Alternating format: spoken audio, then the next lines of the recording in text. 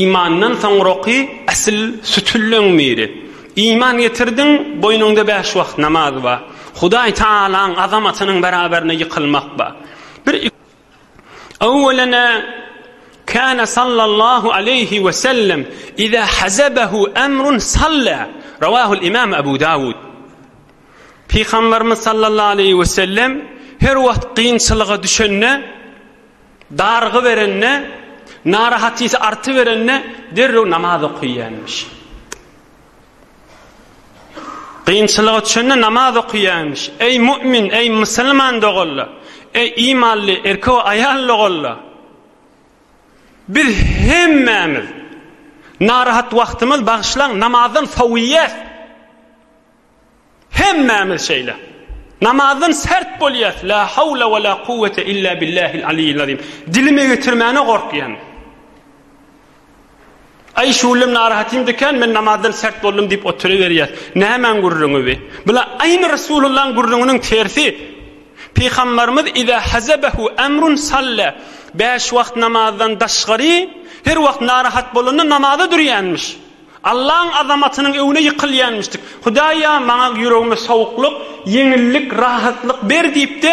Hudaý Taaladan ýeňillik dileýänmişdik. Hudaý Taala da berýänmişdik. Min müň neferdene gaýgysy eşdenlerin şmahaletçeli. Namaz narahatim bolan bäri men sert namazdan diýe.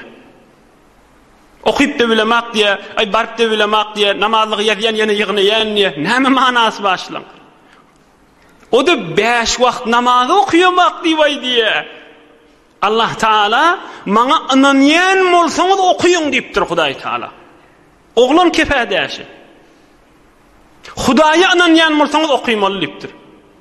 Şonu okuyanak. Emma Rasulullah sallallahu aleyhi ve sellem ol 5 wagt namazda narahat bolanda nefil namaz okuýanmışdyk. Hudaý Taalaň azamatiniň beraberine ýykylýanmışdyk.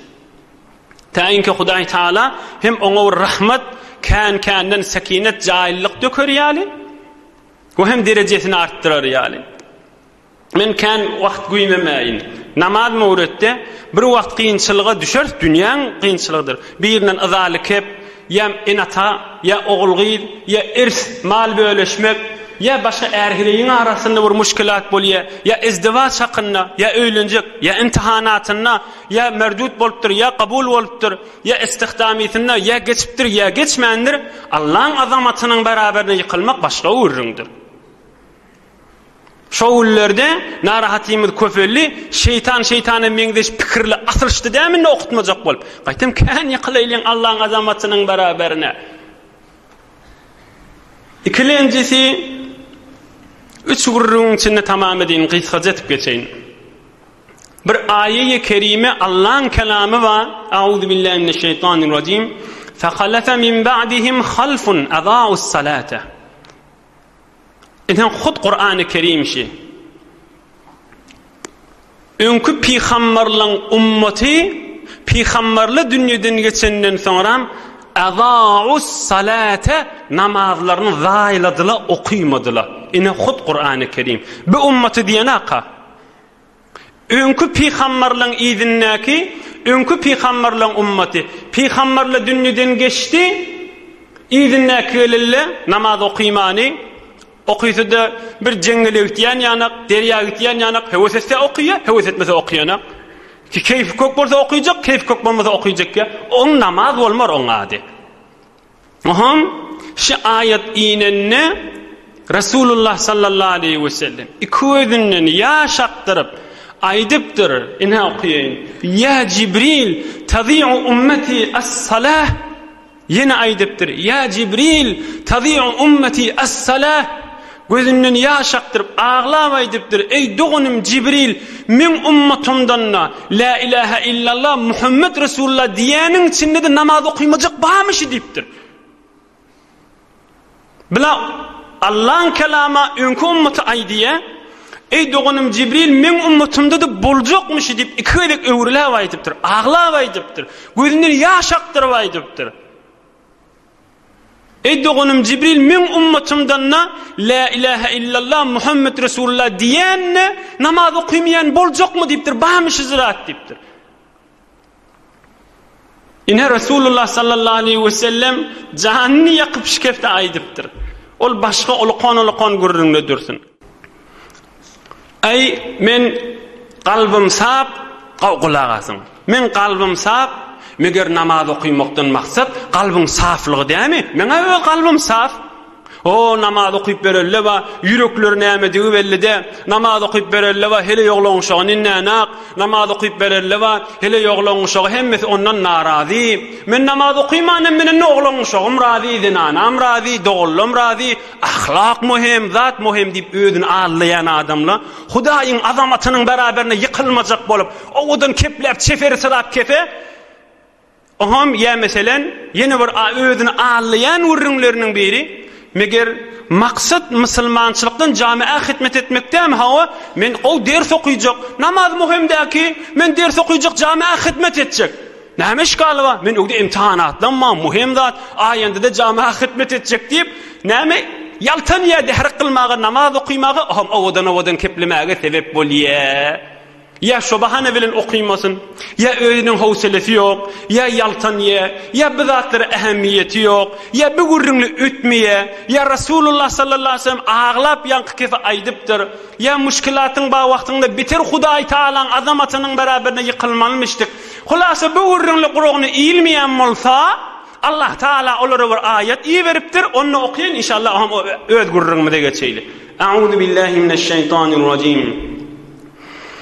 يوم يكشف عن ساق ويدعون إلى السجود فلا يستطيعون خاشعة أبصارهم ترهقهم ذلة وقد كانوا يدعون إلى السجود وهم سالمون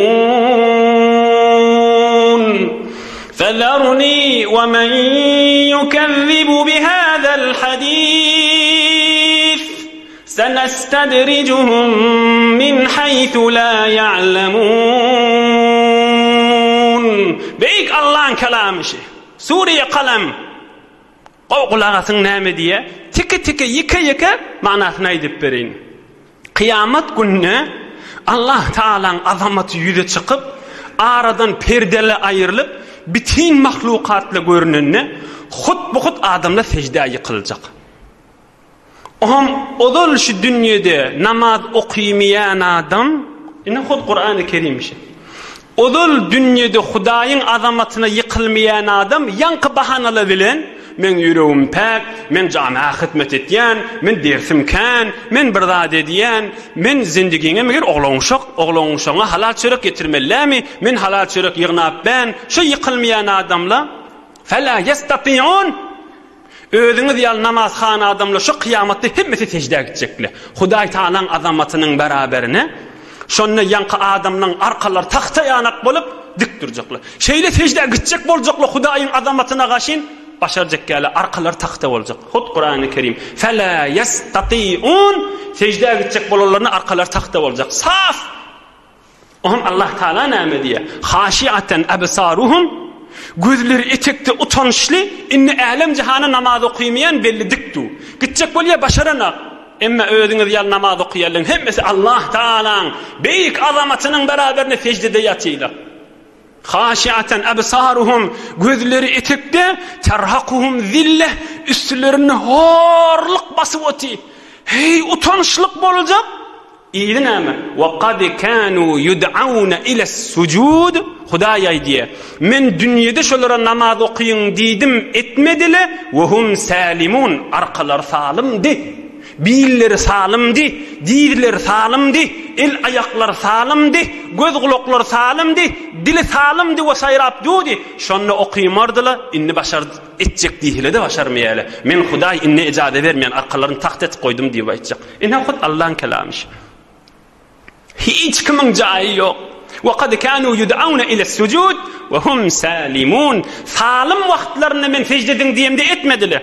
Verziş ederdi, bökerdi, 200 kilometre yortup gelerdi, her näme hüner çıkarardı, emme Allah Taala'nın azamatynyň beraberine secde etip bilmerdi.